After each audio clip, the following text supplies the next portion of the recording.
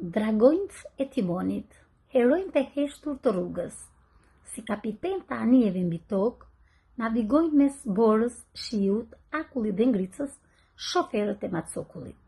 Prej 30 vitesh, në shërbim të fshatit, pa asnjë aksident, kanë dëshmuar se guximi nuk është vetëm trimëri në betejë, por guximi është edhe tek qetësia, mençuria dhe profesionalizmi. Në një botë ku nxitimi shpesh mbyt kujdesin, ata zgjodhen të ecin me nder, të shërbejnë njerëzve dhe të sfidojnë me përullësi, e jo me krenari të zbrazët, duke u bërë ulitëse mes izolimit dhe jetës. Abedini, me buzëqeshje si dielli, i dashur dhe i përpikt si një orë zvicerane, sqonte pasagjerët e përgjumur dhe niste sfidën e radhës. Me profesionalizëm të tepruar, të jepte siguri dhe në ditët më të egra të motit. Duke zgjedhur humanitetin, ai nuk linte askënd në rrugë. Ismaili, i saktë e korrekt, shembull për kushtimi. Rrugët nuk e tremnin as në mëngjes e as në mbrëmje. Madje kur rruga i nxirrte përpara ndonjë gur për inat, ai zbriste nga makina e hiqte me duar, duke u lutur për paqe. Besimi, i shkafët dhe i qeshur, delegon energji pozitive.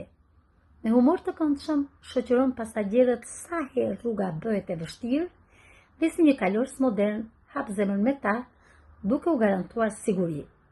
Hysniu, me një etikë qytetarie, nuk flet për sfida, sepse është profesionist në detaje dhe kalon si hije në rrugën që është më shumë provë durimi e guximi, duke shndërruar vështirësi në zakon.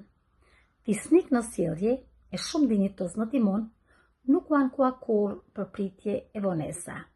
Dylaveri, sot kur rruga është e heshtur, ka mbetur damar gjaku që mban ende gjallë macokullin. Ai nuk bën zhurmë, por bën diferencën. Niset pa lëvdata, nderon profesionin me dinjitet dhe fjala e mirë e njerëzve është shpërblimi më i mirë për të. Prezenca e tij në fshat sill buzëqeshje në sy të atyre që e shohin si sinonim të lëvizjes jetësore. Këta shofer do të mbeten qytetarë nderit të kujtesës dhe zemrës, si shenjtër të rrugës. Mirënjohje.